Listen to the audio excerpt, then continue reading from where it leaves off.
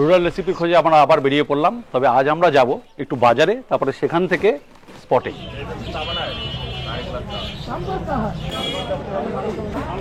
কালাই এটা কি দেশি পালক নাকি?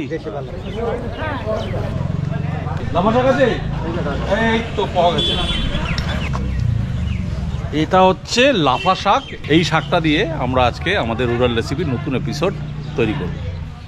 আমরা এখন কুচবিহার জেলার বিভিন্ন অঞ্চলে ঘুরে বেড়াচ্ছি, আর এই মুহূর্তে আমরা এসছি একটা ছোট্ট সুন্দর গ্রাম চানাকাটা।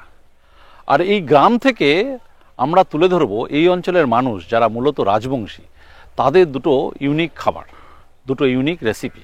আর শীতকালে পাওয়া যায় এই অঞ্চলের একটা স্পেশাল শাক। আর ইনফ্যাক্ট সকালে বাজারে ওই শাকটা আমরা খুঁজেও পেয়েছি, সেটা হচ্ছে লাফা শাক। সুমিতা দি, নমস্কার। হ্যাঁ নমস্কার। তোমার বাড়িতে চলে আসলাম। হ্যাঁ। আচ্ছা, এইটা বলো তো, এটা কি? এটা কি গাছ? দেশি লেবু। দেশি লেবু? হ্যাঁ, যেটা কাগজি লেবু। হ্যাঁ। ও বাপ রে বাপ, এত বড় লেবু গাছ পট করে দেখা যায় না।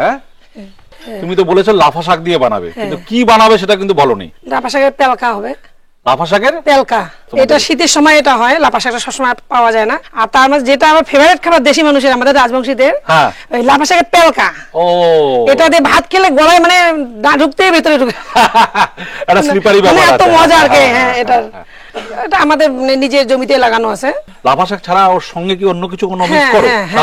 শোলক শাকটা, এটা হচ্ছে নাপা শাকের তেলকা, এটা দিতেই লাগবে। দিতেই লাগবে। ওটাতে কি গন্ধ হবে? গন্ধ হয় মানে ওটা অন্য কোনো নাম আছে? না, আচ্ছা, সেটা ওই ভালো ভাষায় বলে রাধুনি বলে। এটা অল্প ইউজ করা হয় গন্ধের জন্য, আর সঙ্গে বথুয়া। বথুয়া, হ্যাঁ, তাই তো? ঠিক বললাম? হ্যাঁ। আচ্ছা, এগুলো চাই চিকন গুলো খেতে, মোটাটা আবার ভালো লাগে না। হ্যাঁ। এটা রসুন গাছ, রসুন গাছের পাতা দিতে হয় নাপা শাকের তেলকা। আচ্ছা, এই যে নাপা শাকের তেলকা রান্ধুমো, এই যে লাপা শাক, এই যে মানে এটা কাটতে হয় না, এটা হাত দিয়ে ছিললেই হয়। ও বাহ। আর এটা সোডা দিয়ে একদম গলে যাবে, এটা কাটতে হবে না, এইভাবেই দিতে। এই যে রসুন পাতা দিচ্ছি না, দেওয়া লাগে। আর সেই যে এটা হচ্ছে শলুক, যেটা রাঁধুনি শাক। আচ্ছা, এটা দিয়ে গন্ধটা আসবে। এই যে গন্ধটা আসবে। হ্যাঁ। আচ্ছা, তেলকাতে এই জিনিসটা লাগবেই। সাথে বতুয়াটা আছে ওখানে।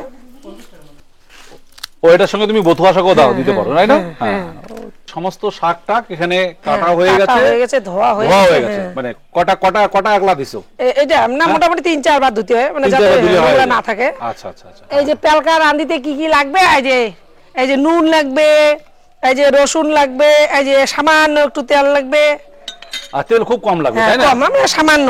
আর কাঁচা লঙ্কাটা লাগবে। তাহলে এই দিয়ে কি পেলকা হবে? হ্যাঁ, এটা দিয়ে হবে। আর একটা যেটা আসল জিনিস, সেটা হইলে ওই সেকাটা লাগবে, সোডা। এটা তোমরা বাড়িতে বানাই আটিও কলার ধুলে দিয়া। এই যে পেলকার যে আসল জিনিস যেটা লাগে, এই যে আটিও কলার ধুলে, মানে যেটা ছাই, এইটা পুড়ার পরে এই যে জল দিয়ে এই যে এই জিনিসটা, মানে খার যেটা কয়। ও, রাজবংশীদের খাবারের একটা সিক্রেট জিনিস হচ্ছে এই খার। এই খার দিয়ে অনেক আইটেম তৈরি হয়, এবং সেটা এখানকার লোকেরা ভীষণভাবে রিলিশ করে। বিভিন্ন রেসিপিতে এই খার, বা যেটাকে লোকাল ভাষায় ছ্যাঁকা বলে, সেটা যায়। এটা হচ্ছে পাটকাঠি, মানে যেটা সিন্ডে বলি গ্রামের ভাষায়, আমার রাজবংশী মানুষ। এই যে আমার কড়াই গরম হয়ে গেছে, হ্যাঁ, এলা অল্প সামান্য একটু তেল, মানে নামমাত্র তেল, যেটা আর কি, না দিলেও হয়, একটু দেই। আচ্ছা। এই রসুনটা এখন থেতলাই নিব, মানে এটা বেশি দেওয়ার লাগে না, এটা এমনিতে পিছলে হতো, এমনিতে ভাত তলায়।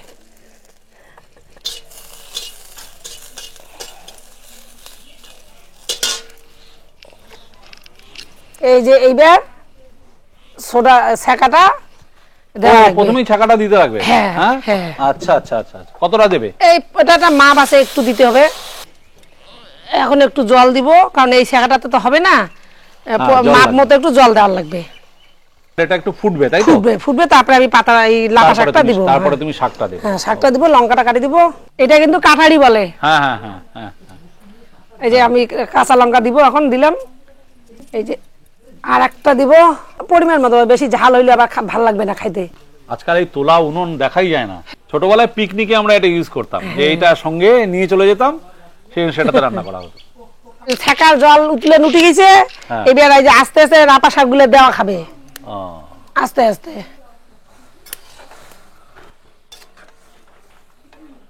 অল্প দিই। হ্যাঁ এই যে বতুয়া শাকটা মানে এটা এগুলো দিলে ভালো লাগে আর কি, বতুয়া আচ্ছা। টুতু মেশানো। তোমার রাঁধুনি পাতাগুলো কোথায়? এর মধ্যেই মিক্স করা হ্যাঁ আছে? মিক্স, হ্যাঁ দিয়ে দিই এই যে পাতাগুলো। আচ্ছা,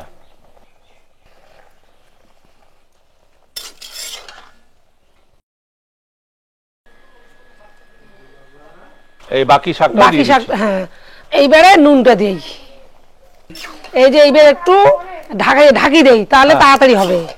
আচ্ছা, রুরাল রেসিপি নিয়ে কাজ করতে গিয়ে সারা বাংলায় ঘুরে বেড়াচ্ছি। শুধুমাত্র রেসিপি না, সেই সঙ্গে বাংলা ভাষার যে কত রূপ হতে পারে, কত ধরন হতে পারে, সেটারও একটা স্বাদ পাচ্ছি কিন্তু। এই যে ঢাকনা খান তুলিয়ে আর একবার নাড়িয়ে লাগবে, দেখি কেমন সিদ্ধ হয়। আর তো হবে মনে হয়। হ্যাঁ আরো হবে, একটু হলে একদম লেদলেতা হয়, সিদ্ধ হবে।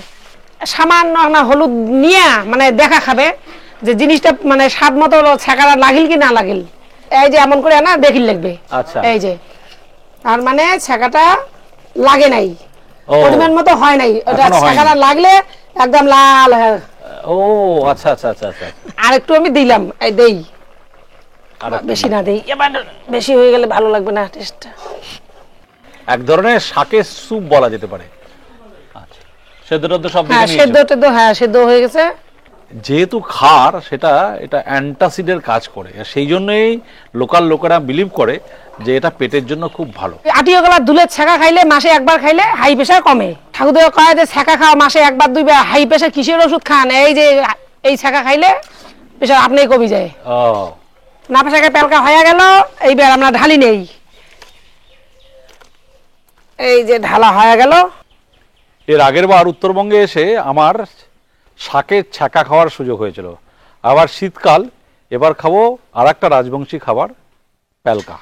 এই যে হ্যাঁ দণ্ডবোধ, এই দাদা এখন নাপা শাকের পেলকা টেস্ট মানে চাকিবে। শাকের টেস্ট কিন্তু একটু অন্যরকম, কারণ এটাতে খার আছে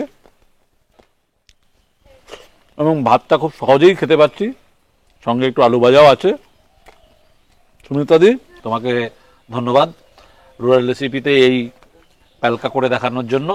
এই এপিসোডটি আপনাদের কেমন লাগলো আমাদের অবশ্যই জানাবেন, এবং আমাদের ইউটিউব চ্যানেল রুরাল রেসিপি তাকে সাবস্ক্রাইব করবেন, কমেন্ট করবেন। দেখা হবে অন্য কোনো রেসিপি নিয়ে, অন্য কারো বাড়িতে, অন্য কোনো গল্প নিয়ে।